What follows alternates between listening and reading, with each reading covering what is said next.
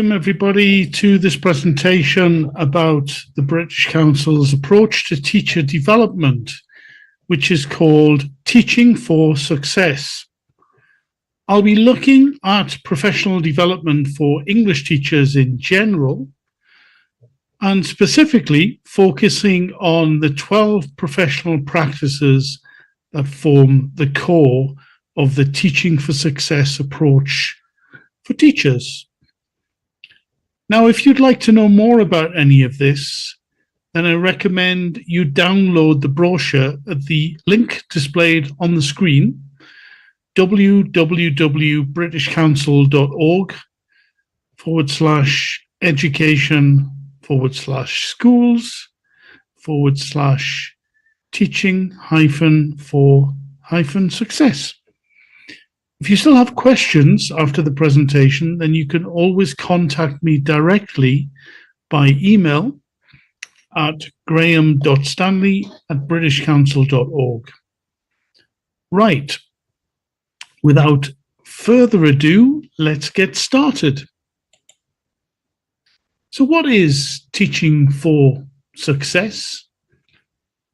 Well, it's the British Council's evidence-based approach to continuing professional development, CPD, that represents our vision for all teachers in the world to have access to high-quality opportunities that improve their own professional understanding and practice and their learners' success. With Teaching for Success, the British Council offers a range of services from training and mentoring programs for groups of teachers to programs to reform whole educational systems.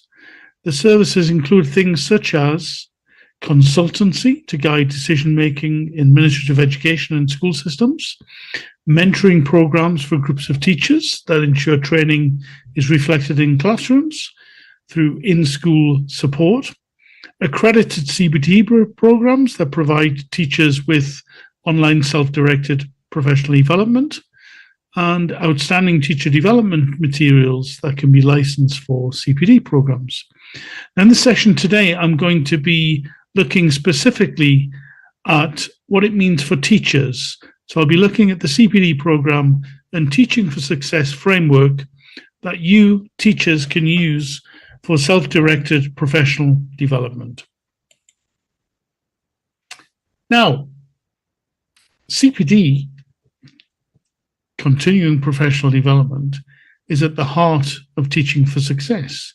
But what is CPD? How is it different from other types of training or teacher development? Well, let me read this quotation from Padwad and Dixit. CPD is a planned, continuous, and lifelong process whereby teachers develop their personal and professional qualities and improve their knowledge, skills, and practice, leading to their empowerment, the improvement of their agency, and the development of their organization and their pupils. Now, evidence shows that improving the quality of teaching has the most impact on improving the outcomes of learners. And CPD, continuing professional development, is the most effective way to improve the quality of teaching. Teaching for Success is an evidence-based approach to CPD. And as I said before, what the evidence shows, well, here's a selection of extracts from the research findings.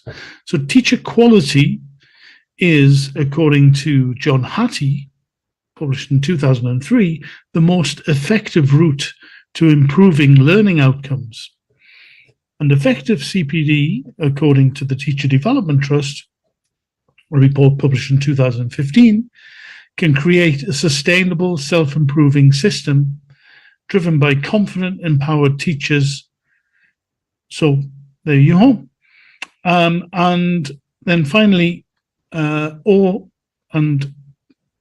and others state that continuous support, mentoring, and coaching is more likely to have a positive outcome.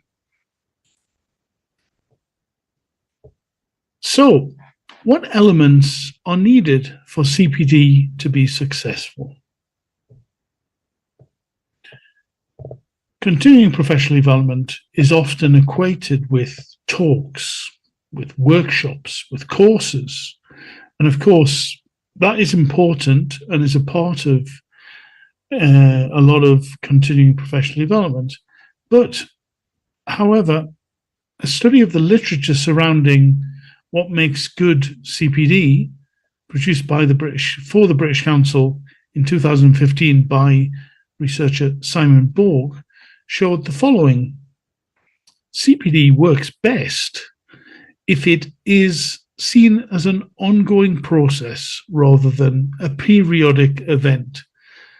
So it's better that this is continuing, as it says in the first letter of CPD, rather than one-off or occasional. It works best when it's a collective enterprise supported by schools and educational broadly. It works best when it is relevant to the needs of teachers and when it's timely. In other words, if it's what the teacher needs at the time that they're engaging in CPD. It works best if an element of reflection is included. Now, teachers will benefit more from CPD if they're given time to reflect on what the CPD they're engaging with and how it can be applied to their own classroom. It works best when time is provided for teachers to engage in professional development. In other words, when CPD is recognized as an integral part of the teacher's work. It works best when the school system supports professional development and school leadership is involved. And if it's seen by teachers to be relevant to their needs and context and to those of their students. It's also important that expert internal or external support for teachers is available to back the CPD up. And it works best when it is a collaboration between the teacher engaging in the CPD and those who are organizing it. So teachers need to be able to have a say in what kind of professional development they do for it to be effective, rather than it just being decided for them. CPD can have a language and methodology focus and should be sustained. In other words, this recognizes the continuing aspect of CPD, as I said before. It's far more effective if professional development happens frequently, not just once every so often. And of course, this CPD is not just about training sessions. It can be about all sorts of other types of professional development, including mentoring. Mentoring is a very effective way of providing professional development for teachers and supporting individual teachers in a school. Teachers definitely need time to learn, reflect, practice, and reflect, apply what they learn to the classroom. This is a cycle, it's a process, and Deborah Orr stated in 2013 that sustainable change to professional practice occurs slowly over a substantial amount of time. Now, our continuing professional development CPD framework for teachers is the organizing principle of teaching for success. It represents our global understanding of and expertise in teaching and teacher development. Our services and resources for the teaching of English language and other school subjects are all mapped to this CPD framework and provide clear pathways for the development of teachers. Now, I'm going to be looking at this CPD framework for teachers, which is something you can download from the link that I provided at the beginning of this presentation. And I will provide it once again at the end, so you can actually look at it yourself in your own time. So this is the CPD framework for teachers. As you can see, it is quite colourful. It has a number of different parts to it, elements to it, and you can see there are concentric circles. And I'll explain a little bit about what they mean, but there is a guide on the right to what each concentric circle actually means. You see, as well as the 12 professional practices which are around the outside of the circle, you have to the right a place where a teacher can decide on their level of English, which uses the Common European Framework of Reference for Languages, which goes from A1 to C2. And as you can see, as we move from the outside of the circle towards the middle of the circle, the center of the circle, the quality of teaching and learning in the classroom should improve. And this is what this is all about, really. You also have a couple of other optional guides there for noting down what kind of professional qualifications you have as a teacher. So from secondary school, bachelor's, master's, PhD, the general education, and then specific to teaching, certificate, a diploma, a degree, a Bachelor of Arts, a master's degree, Master of Arts, or PhD, etc. This is just a guide. And again, it's a way of you reflecting on your qualifications, your level of language, your professional practices, in order for you to decide which of these aspects, which of these skills, which of your knowledge you would like to improve upon. And this is the whole point of this framework. It's meant to be a flexible tool for teachers to use to be able to help them decide on what they want to develop in. Let's look at the 12 professional practices. So they are, as I said before, around the outside, and they represent what the British Council have determined through research and looking at studies, etc., and our knowledge and experience of our own teachers globally, what the skills and knowledge a teacher needs. And each professional practice is also described in detail outside of this framework, of course. This framework is just an overview and meant to be a self-assessment test for any teacher to be able to quickly see and reflect upon what kind of development needs they may they may want. So the 12 professional practices, in no particular order of importance, are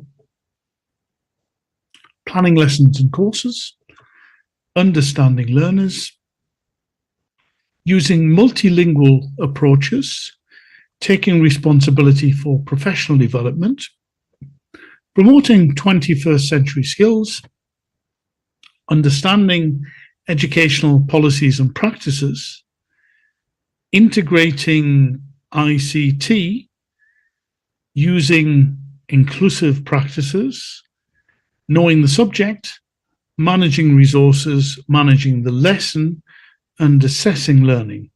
And together, these skills and also representing knowledge, they make up what we believe an English teacher needs to be effective in the modern communicative classroom. I'm sure that most of these, if not all of them, are pretty self-explanatory, but I will be having a look at a couple of them in more detail. I'll be looking at the promoting 21st century skills, because that could mean a lot of things to a lot of people, a lot of different things to a lot of people. And I'll also be looking at a little bit more at using inclusive practices. But of course, other things such as integrating ICT. ICT is learning technologies, technology in general, which, as all of us teachers are aware of, has become increasingly important. Managing resources, that could be anything you have in the classroom, but including, of course, textbooks and other materials. Managing the lesson, classroom management in particular.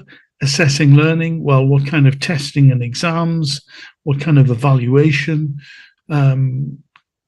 system do you have in your classroom? And then, of course, planning lessons and courses, self-explanatory. Understanding your learners from a point of view of, if you're teaching primary students, do you understand what primary students need when they're learning a language? If you're teaching secondary students, for example, how is that different? What do they need? And the differences in age groups. It's very different, as every teacher knows who has taught them, teaching a student who is 11 to teaching a student who is 17, etc. Then taking responsibility for professional development. That's kind of becoming autonomous and understanding what to do and where to go to be able to develop as a teacher. And that we feel is increasingly important. And then an interesting one here, understanding educational policies and practices. So how do the policies and practices in your region or your country, Brazil, for example, how does that affect the way that you teach in your school? How does that affect what you need to teach? What is the curriculum? What kind of things do you have to do as an English teacher in the course of a year, of a term, in the course of a class? What are your constraints? All very important. And how is that changing? Maybe it's changing. Let's move on. So, as well as the 12 professional practices, teachers' knowledge and skills in each professional practice is shown through 4 stages of development. These are awareness, at the outer part of the circle. That means you've heard of the professional practice. And if you are just starting as a teacher, or if you're a teacher who hasn't had much exposure to one of these professional practices, technology is an example, for example.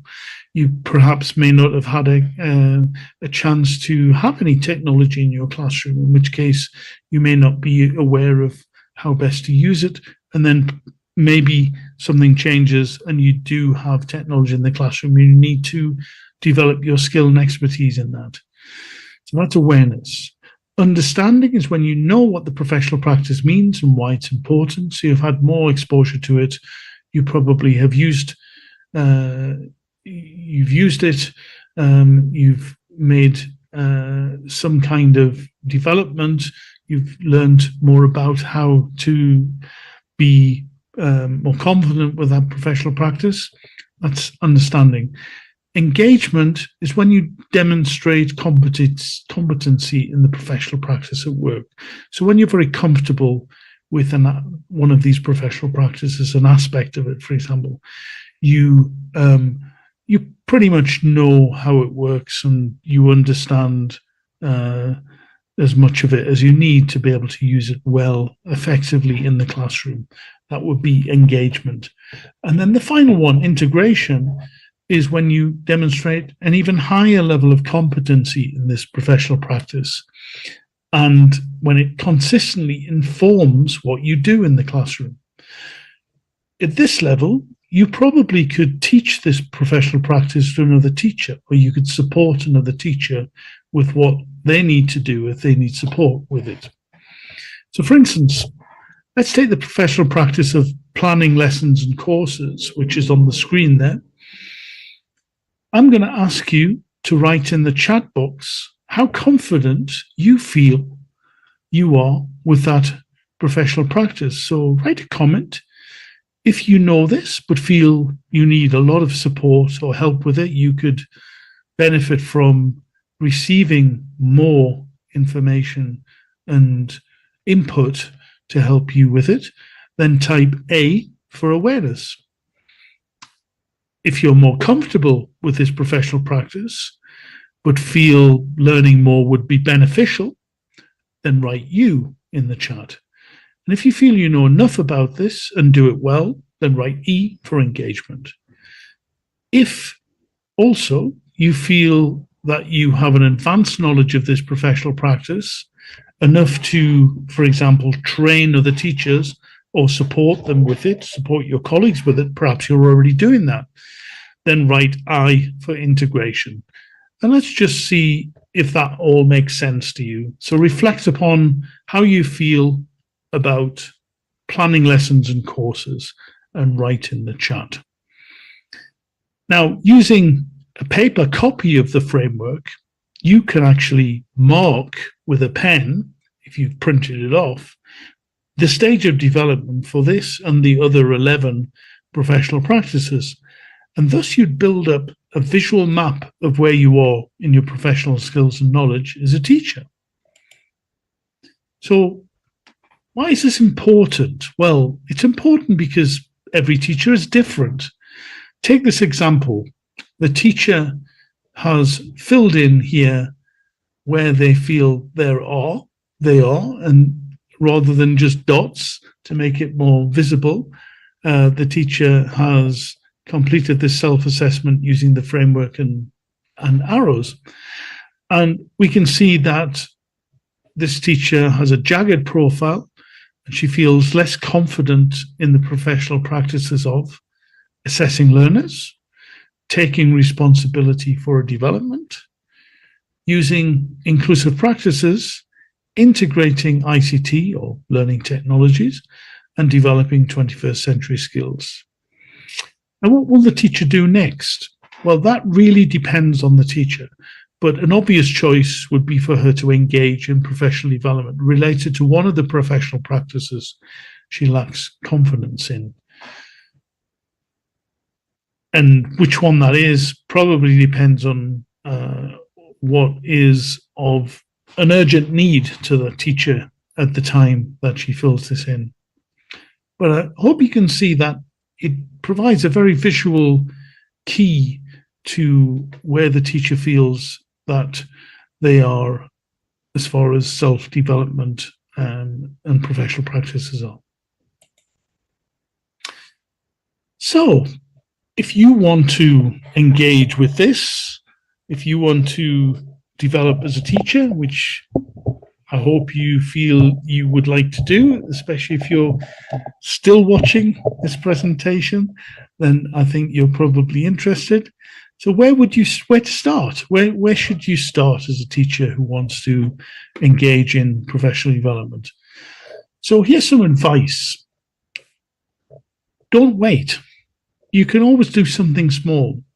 You might think you don't have a lot of time, but actually you can start developing with a very small amount of time.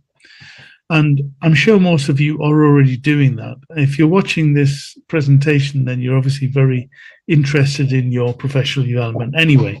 But let me give you some advice. Bear with me. Now, you can advocate for change and take responsibility yourself.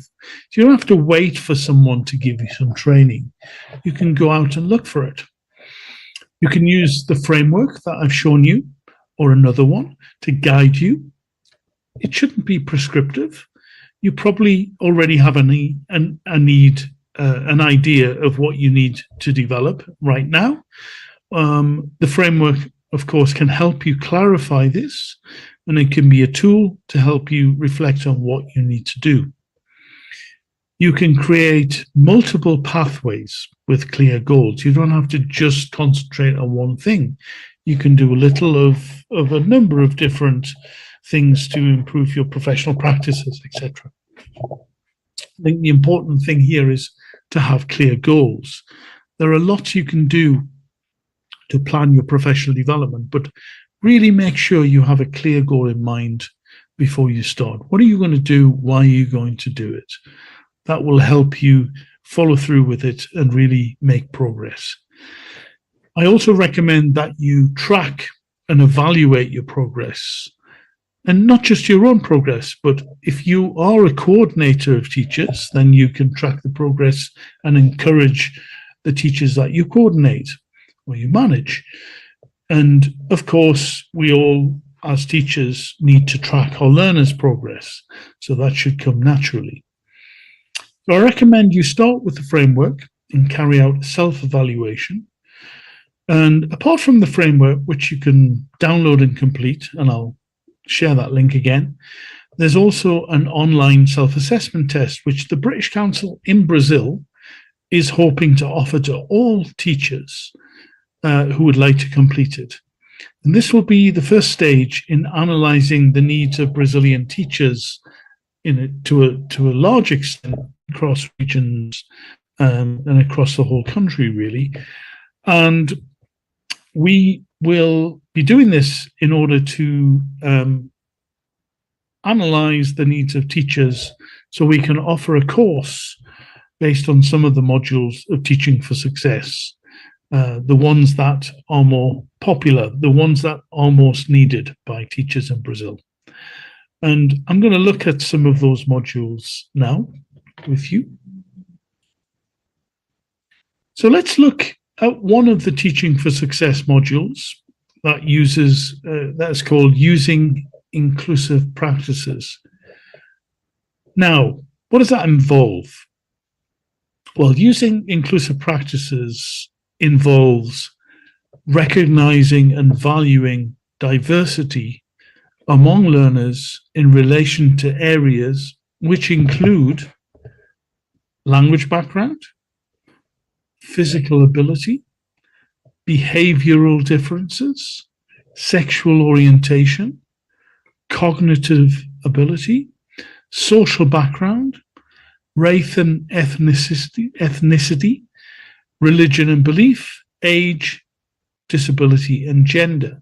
Now, there's a lot there, and this is why there's probably a lot that every teacher can learn something about this, which I think is why using inclusive practices is probably a very interesting area that we all need to become more aware of, because there's so much there that can affect our learners and our classrooms. And using pedagogical strategies that encourage inclusive education within a supportive learning environment is also part of this module, as is using inclusive practices also involves, well, supporting learners in identifying, addressing, and assessing realistic individual learning goals based on reasonable adjustment. It involves being aware of your beliefs, your own beliefs as a teacher, and how they can impact on establishing and maintaining an inclusive learning environment, which is the goal. Assessing individual learners in a variety of ways that allow them to demonstrate the progress they are making. So not just doing something in one particular way. Treating all learners equitably and with respect. Developing positive attitudes towards diversity in the classroom and in your learners, and reflecting on how inclusive your learning environment is at the moment and taking steps to improve it. So that is an overview of inclusive practices.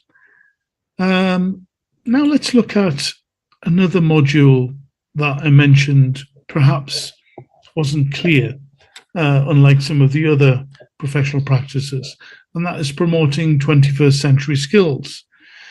So an overview of this, what does it involve? Well, it involves the teaching of core skills such as critical thinking and problem solving, communication and collaboration, citizenship, creativity and imagination, digital literacy, student leadership and personal development.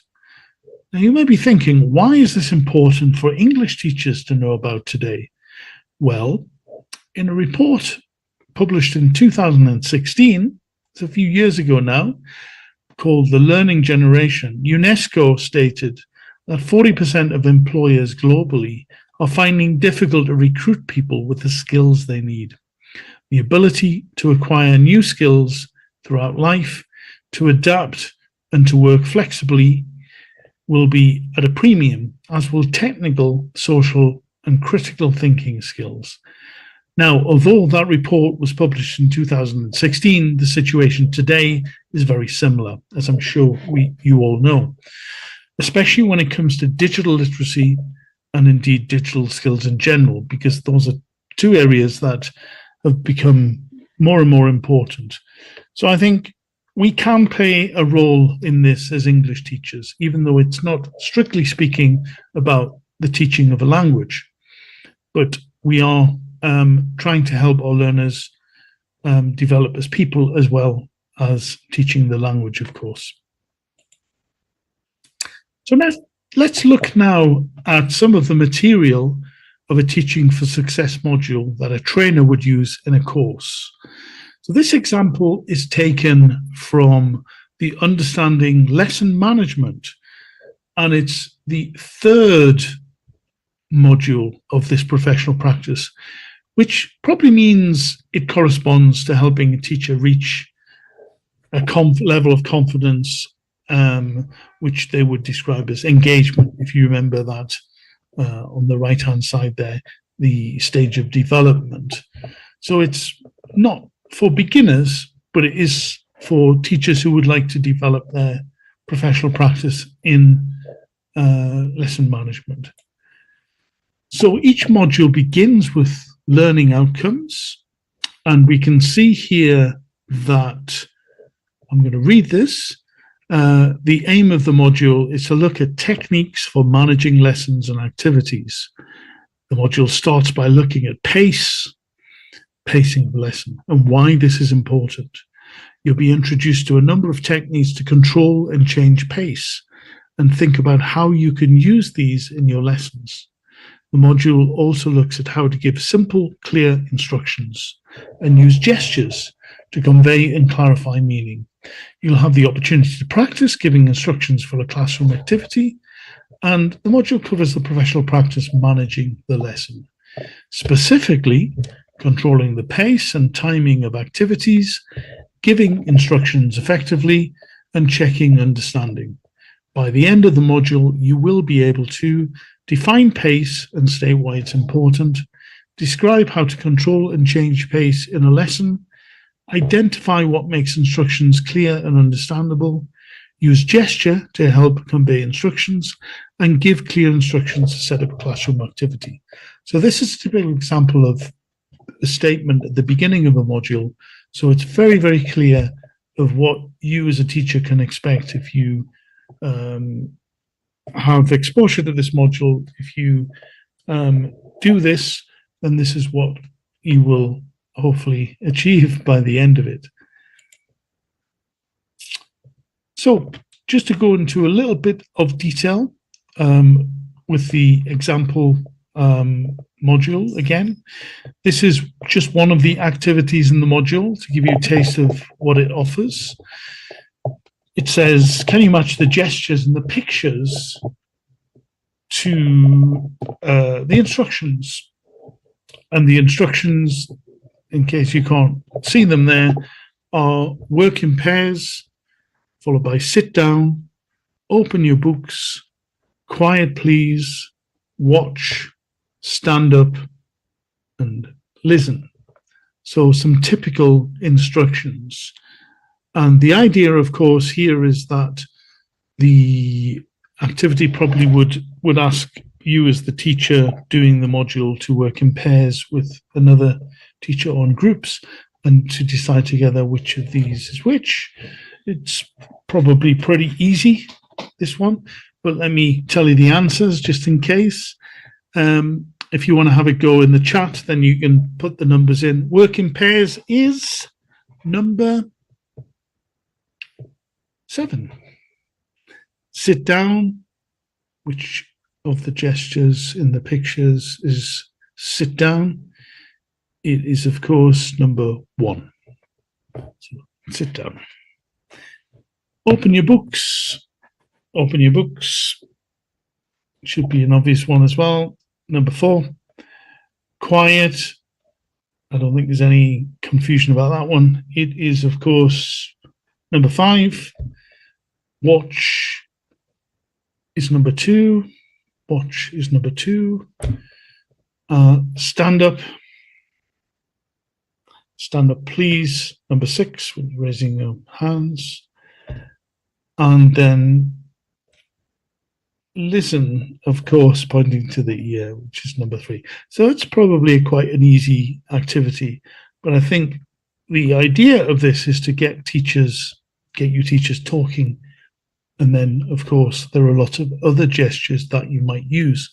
One of them that is typical is if you're trying to explain tenses, you might say in the past for a tense. And these gestures can be very useful. Not only can they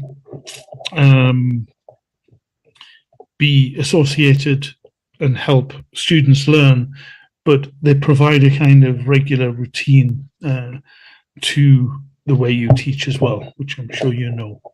So that's an example of the kind of module activity you can expect. And I'm going to draw things to a close now. I'll share with you now just some of the references that I mentioned before. These, of course, you can look up if you're interested in specifically in any of them. And that brings me to the end of my presentation today. And I would love it if you have any questions. And remember, I shared this link at the beginning. This is the link to a brochure and further information about Teaching for Success, including access to the framework, so you can download and do this yourself. It can be found at www.britishcouncil.org/education/teaching-for-success. And there you can find lots of information about what I've been talking about. Remember, if any of you thinks of questions later, then you can always send them to me at graham.stanley@britishcouncil.org. But I'm happy to try and answer any of your questions as well now.